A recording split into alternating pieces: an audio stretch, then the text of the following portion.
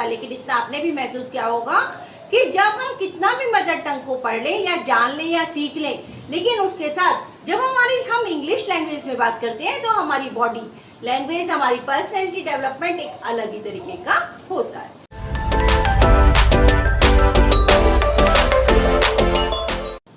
Hi everyone, you are watching Rajni Agarwal. अभी तक आपने मेरी बहुत सारी वीडियोस देखी हैं और मुझे बहुत सारा मोटिवेशन भी मिला है, लेकिन मैं ये चाहती हूँ आप उन्हें ज्यादा से ज्यादा सब्सक्राइब भी करें और वीडियोस को लाइक करें, जिससे मुझे भी मोटिवेशन मिलता रहता है। क्योंकि मोटिवेशन से ही हमारी नीड, हमारी एक्टिविटीज, इन सब में डेवलपमेंट आता है। जैसे स्किनर ने भी कहा था कि अगर हमें रेनफोर्समेंट टाइम टू टाइम मिलता रहे तो हम अपनी एक्टिविटीज में ज्यादा से ज्यादा परिवर्तन करते हैं और हम आगे बढ़ते हैं। जैसे पॉजिटिव एनवायरनमेंट और नेगेटिव एनवायरनमेंट, पॉजिटिव रिइंफोर्समेंट और नेगेटिव रिइंफोर्समेंट। तो आप मुझे पॉजिटिव रिइंफोर्समेंट दीजिए, मेरी वीडियोस को लाइक कीजिए, मेरे चैनल को सब्सक्राइब कीजिए।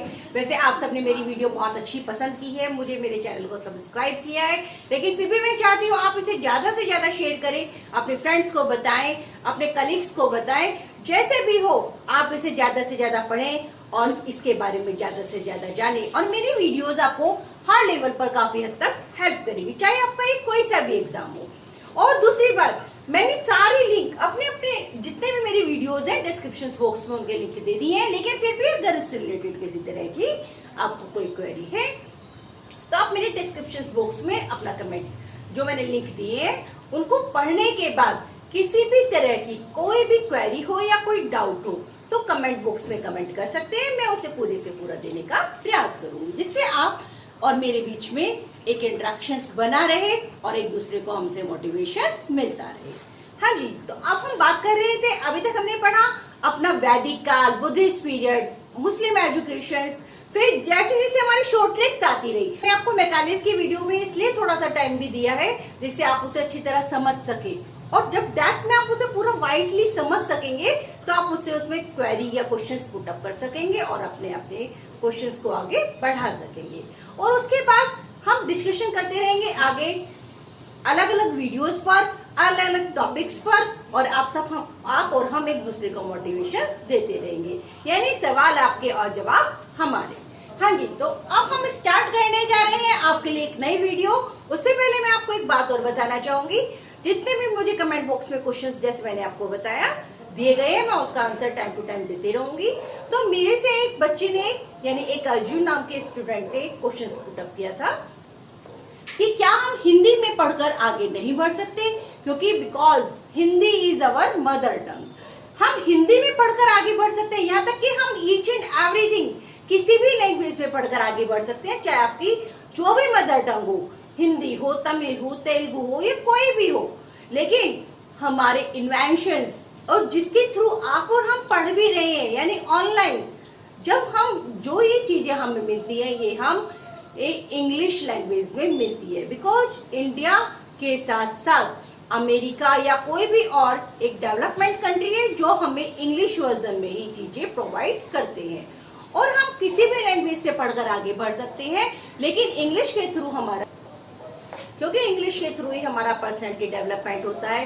यानी अगर हम एक तरीके से कहें, हमारा फिजिकली, मेंटली, इमोशनली और स्पिरिचुअली सारा डेवलपमेंट हमारे पर्सनैलिटी डेवलपमेंट पर ही होता है। मैं ये नहीं कह रही कि इंग्लिश पढ़ने से हमारा पर्सनैलिटी डेवलपमेंट होता है, लेकिन इतना आपने भी महसूस किया होगा कि जब हम कितना भी मदर टंग को पढ़ लें या जान लें या सीख लें, लेकिन उसके साथ जब हम इंग्लिश लैंग्वेज में बात करते हैं तो हमारी बॉडी लैंग्वेज, हमारी पर्सनैलिटी डेवलपमेंट एक अलग ही तरीके का होता है।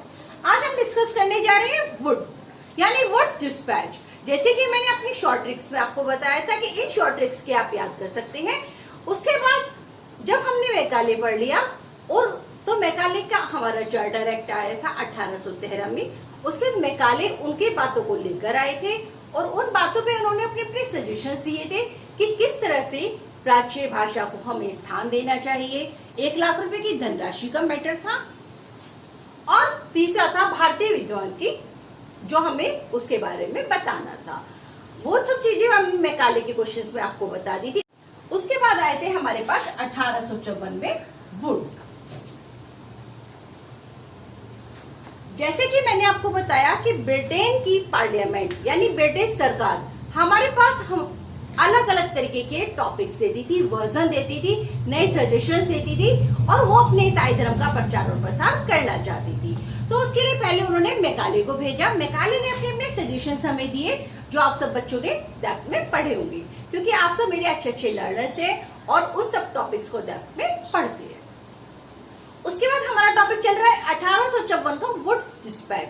जैसे कि ब्रिटिश सरकार, आप मेरी बात को फोकस कीजिए, लिखने से ज्यादा सुनने पे फोकस कीजिए, क्योंकि मैं एक स्टोरी के थ्रू आपको सुना रही हूँ। ब्रिटेन की सरकार यानी ब्रिटिश की पार्लियामेंट एक आफ्टर 20 इयर्स यानी हर 20 साल के बाद एक नया आज्ञा पत्र यानी एक नया चार्टर एक्ट, क्या नया चार्टर एक्ट प्रस्तुत करती थी। और हर 20 साल के बाद यानी आफ्टर 20 इयर्स इसमें अपने नए नए सजेशंस देती थी। अब जब नए नए सजेशंस मिलते थे तो आप इतना तो जानते हैं, जैसे अब हमारे यहाँ आफ्टर 5 इयर्स, अब क्या होता है प्रेजेंट में 5 इयर्स, ये बिफोर, ये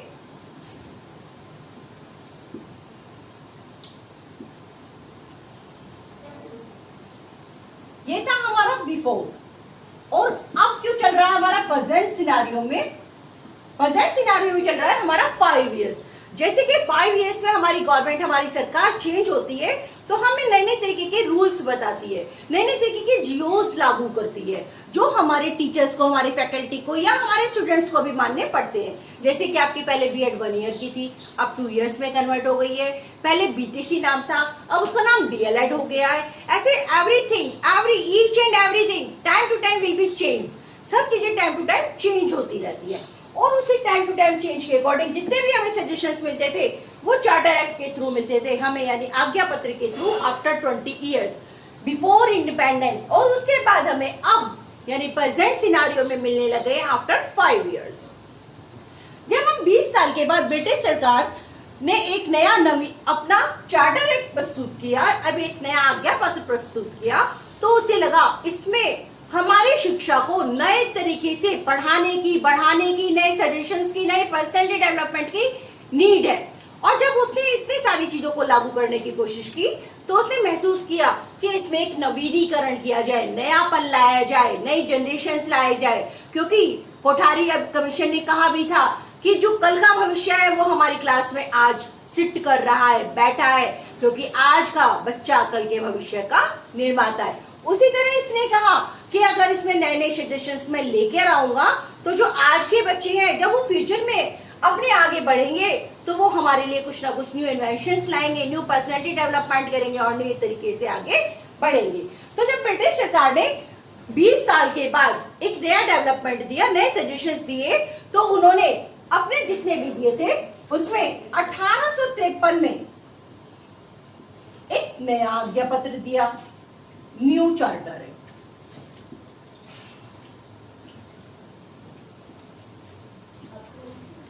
जब 1853 में उसने न्यू चार्टर एक्ट दिया तो ब्रिटिश की पार्लियामेंट ने वहां पर अपने नए नए सजेशंस दिए और उस नए नए सजेशंस में जो डेवलपमेंट दिए गए, वो चेंजेस दिए गए। जैसे हमारी सरकार आज भी बदलती है तो नए नए चेंजेस करती है, यहाँ तक कि आप एक टीचर भी चेंजेस करती है, एक स्टूडेंट भी चेंज लेकर आता है। तो उसी तरह जब 1853 में जब एक न्यू चार्टर एक्ट आया तो उसमें एक नई संसदीय समिति का गठन किया गया। जो नई संसदीय समिति यानी लोक शिक्षा समिति, जिसे आप पार्लियामेंट कमेटी भी कहते हैं, पार्लियामेंट कमेटी, जिसे आप पार्लियामेंट कमेटी भी कहते हैं। और उसके बाद वहां पर जब उसके बाद 19 जुलाई 1856 को यानी 19 जुलाई 1854 को जब ये नया चार्टर एक्ट जो बना था, 1853 में बनना शुरू हुआ था और 19 जुलाई 1854 को जब ये वहां पे करा गया तो उस time the selection of the board,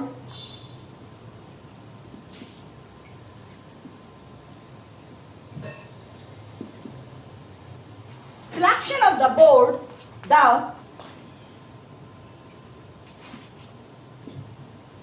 House of Commons,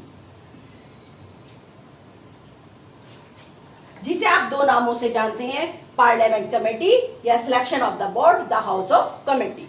और जब हमारी ये लोक संसदीय समिति, इसको हिंदी में कहते हैं लोक संसदीय समिति,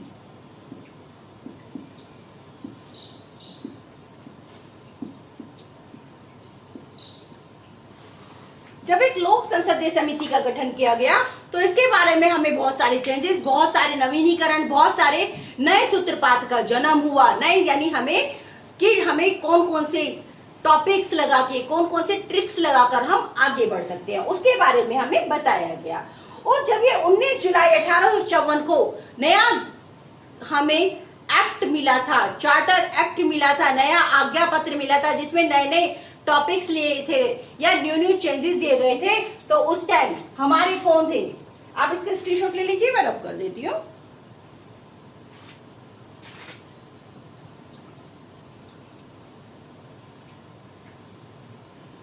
हाँ जी, जो 19 जुलाई 1854 को जब ये न्यू एक्ट प्रस्तुत किया गया था, तो उस टाइम हमारी कंपनी के चेयरमैन कौन थे, sir Charles Wood. Sir Charles Wood 19 जुलाई 1854 को सर चार्ल्स वुड की अध्यक्षता में ये नया जितना भी था नया एक्ट, नया चार्ल्स एक्ट हमें वहां पे प्रस्तुत किया गया, जो लोक संसदीय समिति का गठन किया गया, जिसके हमें इसमें हेल्प की थी मार्शमैन, कैमरॉन,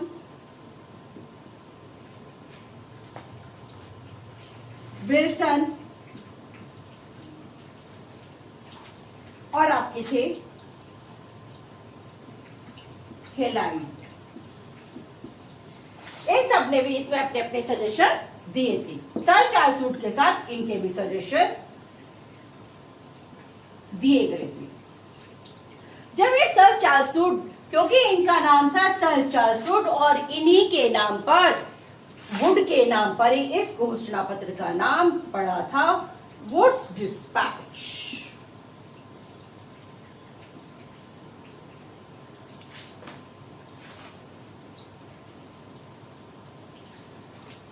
हाँ जी, इन्हीं के नाम पर इसका नाम पड़ा था वुड्स डिस्पैच, यानी वुड का घोषणा पत्र। जो हमारा आज का टॉपिक है, वुड का घोषणा पत्र।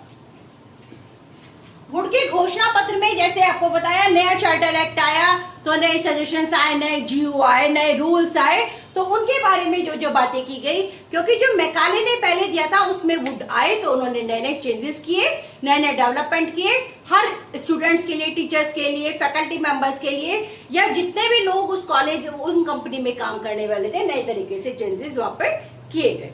हाँ जी, तो अब हम उसके बारे में बात करेंगे। जो वुड का घोषणा पत्र दिया गया था, तो उस समय कंपनी के चेयरमैन कौन थे, चेयरमैन यानी प्रधान, जिनकी अध्यक्षता में काम होता है, क्योंकि पहले प्रेसिडेंट या प्राइम मिनिस्टर नहीं होते थे, उस टाइम चेयरमैन, सचिव जो होते थे वो डिफरेंट टाइप के होते थे, यानी हमारी मैनेजमेंट कमेटी, जिससे मैंने अभी आपको बताया था selection of the board the house of Commons, तो यानी लोक संसदीय समिति बनाई गई थी और उस टाइम उसके चेयरमैन थे यानी प्रधान थे कौन, सर चार्ल्स वुड। कौन थे, वुड। अब जब ये वुड थे तो उनके बारे में जितने भी चेंजेस हमें बताए गए वो मैं आपको बताने जा रही हूं। इसे स्क्रीनशॉट ले लीजिए, मैं फिर रब कर देती हूँ।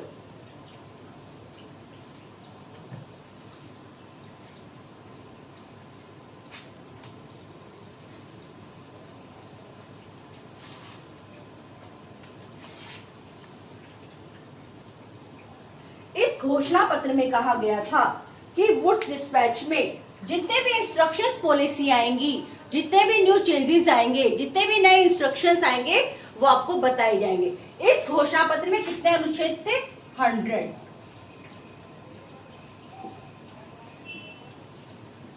100 अनुच्छेद का यहाँ पर वर्जन बनाया गया था, यानी 100 टॉपिक्स पर बात की गई थी, जिसमें नए नए सजेशंस डाले गए थे। तो इतना हो गया, क्लियर हुआ होगा। अगर कोई क्वेरी है तो आप पूछ सकते हैं। आगे स्टार्ट करें। ओके,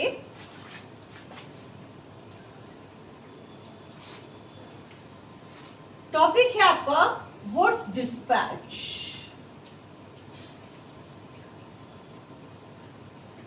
यानी वुड का घोषणा पत्र। जैसे कि आपको पहले बताया गया कि मैकाले ने तीन बातों पे अपने यानी 3 टॉपिक्स पे अपने सजेशन दिए थे। पहला था उसका प्राच्य साहित्य, फिर था उसका 1 लाख रुपए की धनराशि और नेक्स्ट था उसका भारतीय विद्वान की व्याख्या। तो पहला जो टॉपिक था वो था प्राच्य भाषा। जब प्राच्य भाषा को लेकर बात की गई तो इस बात पर उनकी लड़ाई हुई थी, फिर विद्वान पर उनकी लड़ाई हुई थी और फिर था उनका 1 लाख रुपए की धनराशि।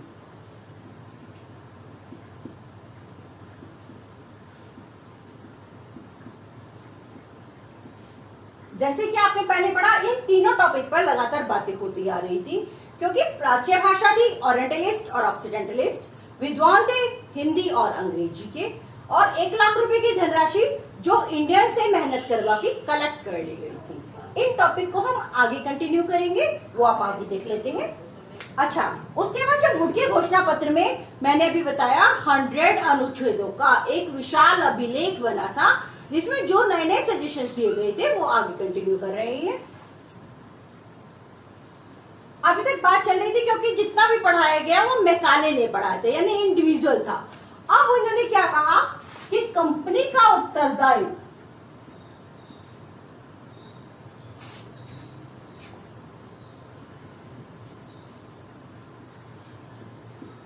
कंपनी यानी सरकार यानी गवर्नमेंट, इस पर होगा। अब आप किसका उत्तरदायित्व? शिक्षा का। इन्होंने कहा आप इंडिविजुअल किसी भी तरह की कोई भी मनमानी नहीं चलेगी। ऐसा नहीं होगा कि अगर आप चाहें तो किसी बच्चे को ऊपर बढ़ा दें और आप चाहें तो किसी बच्चे को नीचे घटा दें। इसलिए उन्होंने कहा कि शिक्षा का उत्तरदायित्व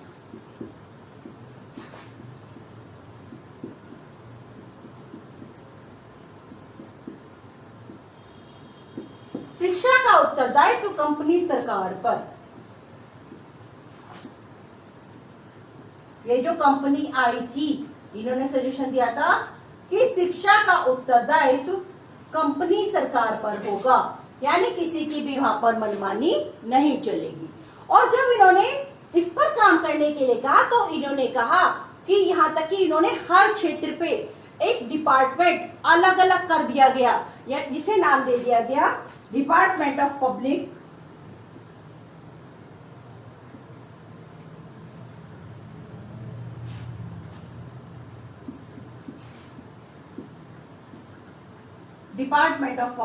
इंस्ट्रक्शंस। यानी अब जो लोगों के अकॉर्डिंग काम होगा, जिसमें इन्होंने कहा कि मद्रास,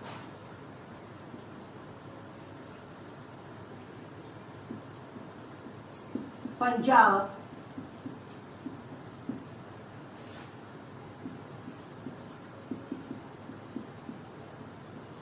बंगाल,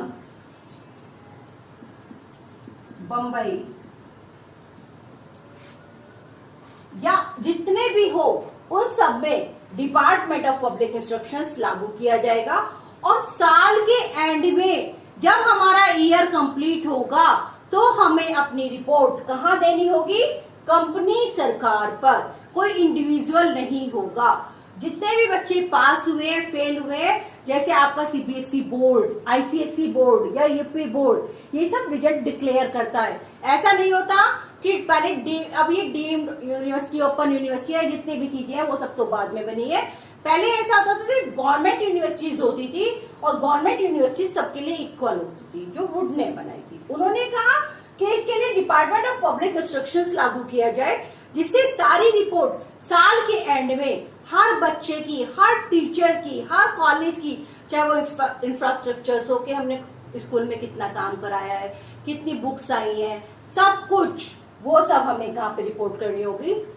कंपनी सरकार पर। कितना टॉपिक हो गया? नोट डाउन कर लीजिए, स्क्रीनशॉट ले लीजिए।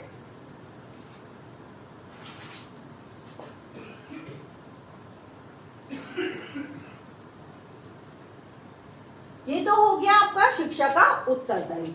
अब है नेक्स्ट जन शिक्षा की नियुक्ति। जैसे मैंने अभी आपको बताया कि अभी लिख लेते हैं।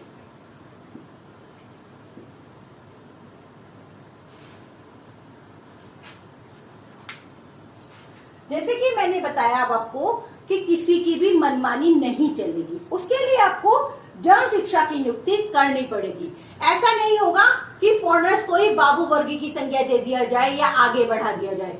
इसके लिए उन्होंने कहा आप एक हर तरीके से एक एग्जाम कराइए और लास्ट में अपनी रिपोर्ट किसको दीजिए, गवर्नमेंट को दीजिए, और गवर्नमेंट डिसाइड करेगी मेरिट बेस पर, एग्जाम बेस पर, पैटर्न बेस पर कि किस बच्चे को किस जगह की संज्ञा देनी है। आपका इंडिविजुअल कोई भी डेवलपमेंट नहीं चलेगा। और जब कंपनी का उत्तरदायित्व सरकार पर दे दिया गया तो वहां पे जन शिक्षा की नियुक्ति वहां पर प्रेजेंट कर दी गई। और जब जन शिक्षा की नियुक्ति प्रेजेंट कर दी गई तो वहां पर शिक्षा के संचालक, उप संचालक,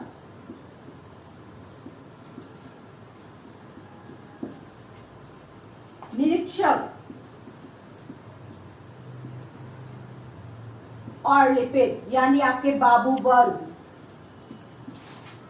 की नियुक्ति कर दी जाए और इन सबके अलग अलग वर्ग इनको डिस्ट्रीब्यूट कर दिए जाए। और इन सबके वर्ग को जब डिस्ट्रीब्यूट कर दिया जाएगा, सबके अलग अलग काम डिसाइड कर दिए जाएंगे, तो सब अपने काम की रिपोर्ट कंपनी सरकार पर करेंगे और जहां पर वो ये सब डिसाइड करेगी कि किसको क्या वर्क करना है, किसने कितने साल में प्रोग्रेस की है, और उसके बेसिस पे उसका हर तरीके का डेवलपमेंट किया जाएगा, चाहे वो पैसे के मामले में हो, शिक्षा के मामले में हो या किसी भी वर्जन के मामले में हो।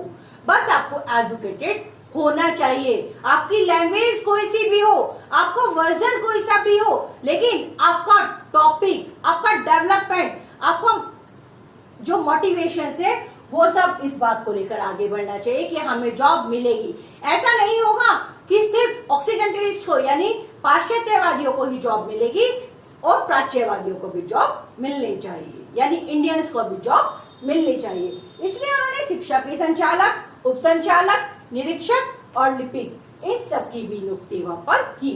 जो जिसे मैकाले ने कहा था कि अगर आपका बच्चा पढ़ेगा तो उन्हें बाबू वर्ग की स्थापना की जाएगी, उन्हें आगे बढ़ाया जाएगा। अब इन्होंने जो लागू किया था कि प्रत्येक प्रांत में शिक्षा संचालक को, उप संचालक को, निरीक्षक को और लिपिक को जो जन शिक्षा की नियुक्ति करी जाएगी और कंपनी का उत्तरदायित्व सरकार पर होगा। ओके, आगे चलते हैं, इसका स्क्रीनशॉट ले लीजिए।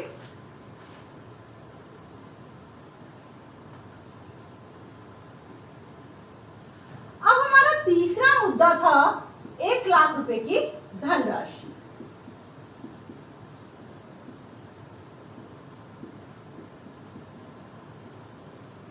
जैसे कि आपको पहले बताया गया कि जब स्टार्टिंग में ये 1 लाख रुपए की धनराशि ली गई थी तो ये सारी बुक्स मैकाले ने कह दिया था कि हिंदी बुक्स पूरे पुस्तकालय में एक अलमारी के समान है, एक अलमीरा जितनी बड़ी हमारी लाइब्रेरी है। अगर पूरा कमरा बुक से भरा हुआ है तो हिंदी की बुक्स सिर्फ एक अलमीरा, एक अलमारी की है और इंग्लिश की बुक पूरे रूम में, पूरे लाइब्रेरी में है। उसके लिए उन्होंने कहा, जो वुड ने इसमें सजेशन दिए कि 1 लाख रुपए की धनराशि से क्या क्या बनाया जाएगा। भवन निर्माण होंगे जिसमें ओरिएंटलिस्ट भी रहेंगे और ऑक्सीडेंटलिस्ट भी रहेंगे, यानी इंडियंस भी रहेंगे और जो फॉरेनर्स है वो भी रहेंगे। शिक्षा ग्रहण करें, रहने के लिए नहीं, सिर्फ शिक्षा ग्रहण करें, यानी स्कूल्स। भवन निर्माण की परमिशन दी गई, प्रयोगशाला की दी गई। आप जब तक चाहे इसमें रहकर अपना काम कर सकते हैं। प्रयोगशाला साइंस की बनती है, तो आपको पता ही है।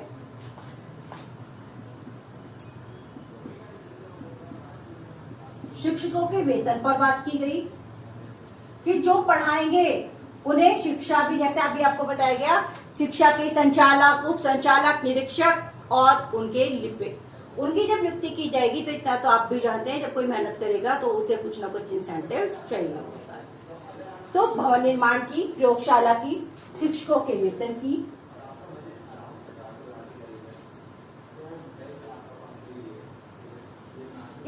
देने का प्रावधान निकाला गया। और जब ये सब प्रावधान निकाले गए तो 1 लाख रुपए की आपके 3 टॉपिक थे, प्राच्य भाषा, दूसरा 1 लाख रुपए की धनराशि, तीसरा था भारतीय विद्वान। तो प्राच्य भाषा पे बात की गई कि अब इसमें सबको जो अब इसमें वुड ने दिया था कि इसमें नए नए सजेशंस लागू होंगे, नए एडमिनिस्ट्रेशन आएंगे, नए ऑर्गेनाइजेशन आएंगे, नया करिकुलम आएगा, वो आपको डेप्थ में पढ़ाएंगे। लेकिन अभी तक आपका टॉपिक चल रहा था मैकाले से रिलेटेड कि मैकाले की टॉपिक्स ने इससे क्या क्या सजेशंस किए। तो 1 लाख रुपए की धनराशि जो पहले उसने बुक्स पे खर्च कर दी थी, अब वो 4 जगह खर्च होने लगी। भवन निर्माण पे, प्रयोगशाला पे, शिक्षकों के वेतन देने का प्रावधान दिया गया, या जो भी एक्स्ट्रा एक्टिविटीज में रह दी गई उसमें जितना भी प्रावधान हो गया वो वहां पे दिया गया। और उसमें हिंदी के साथ साथ हर भाषा में बुक्स छपने लग गई। हिंदी में तो छपेगी क्योंकि हिंदी थी हमारी संस्कृत, अरबी, फारसी, इन सबको भी प्रावधान वहां पर दिया गया। फिर था भारतीय विद्वान हो गया, 1 लाख रुपए की धनराशि हो गई।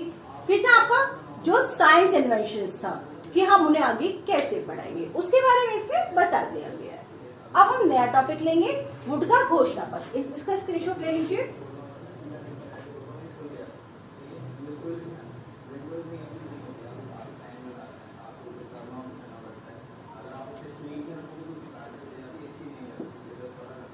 इससे जो एजुकेशनल करिकुलम रखा था,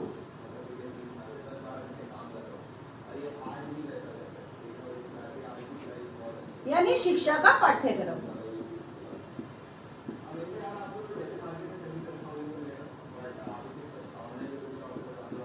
वो किस बेसिस पर रखा गया?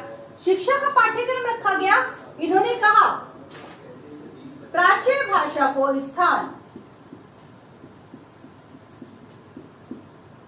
फर्स्ट टॉपिक आपका यही चल रहा है ना, प्राच्य भाषा को स्थान दिया गया। इसमें इन्होंने कहा कि इसमें संस्कृत, अरबी,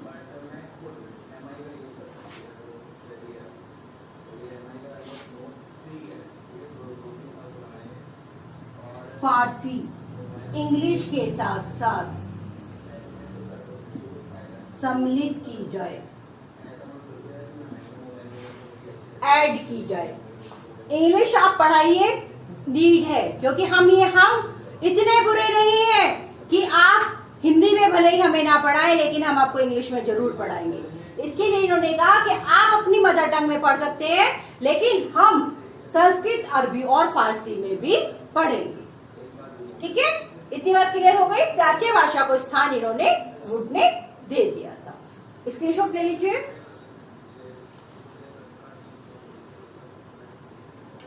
लेकिन जब प्राच्य भाषा को स्थान दिया गया था तो इन्होंने साथ में एक बात डिक्लेयर कर दी थी। वो क्या थी? उन्होंने कहा था ऐसी कोई चीज नहीं है कि जो इतना ध्यान आकर्षित करती है जितना कि शिक्षा से ही हमारा शारीरिक, मानसिक, आध्यात्मिक और नैतिक विकास होता है। और इन्होंने ये भी कहा था कि ये बात हम पूरे दावे से कह सकते हैं। क्या कह सकते हैं? कि हम भारत में विदेशी शिक्षा का प्रचार व प्रसार करना चाहते हैं और उस शिक्षा का नाम था यूरोपीय ज्ञान।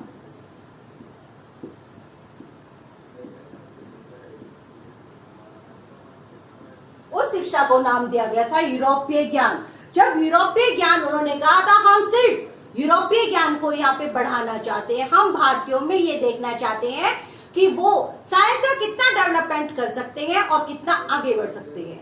लेकिन इतना आप भी जानते हैं कि जितनी भी फॉरेनर कंट्रीज है उसमें इंडियन ही ज्यादा वर्क्स कर रहे हैं, नाम उनका चल रहा है और काम हमारा हो रहा है क्योंकि पैसा वहां पर है। भारत एक कृषि प्रधान देश है। पहले भारत को सोने की चिड़िया कहा जाता था लेकिन कुछ लोगों ने लूट कर उसे थोड़ा कम कर दिया, लेकिन फिर भी इतना सब कुछ होने के बाद भी भारत में अभी भी पैसे की कमी नहीं है। नेक्स्ट है आपका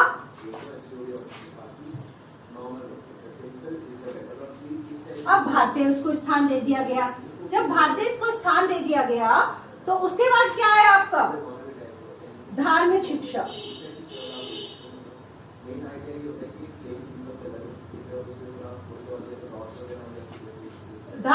शिक्षा की स्वतंत्रता।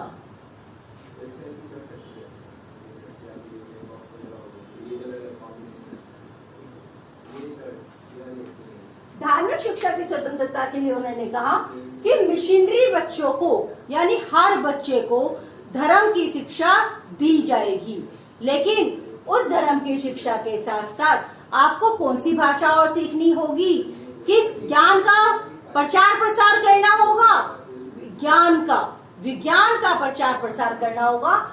इन्होंने कहा धार्मिक शिक्षा की स्वतंत्रता दी जाए, यानी हम अपनी भाषा में धर्म को अपना सकते हैं, चाहे हमारा हिंदू धर्म में, मुस्लिम धर्म में या ईसाई धर्म में।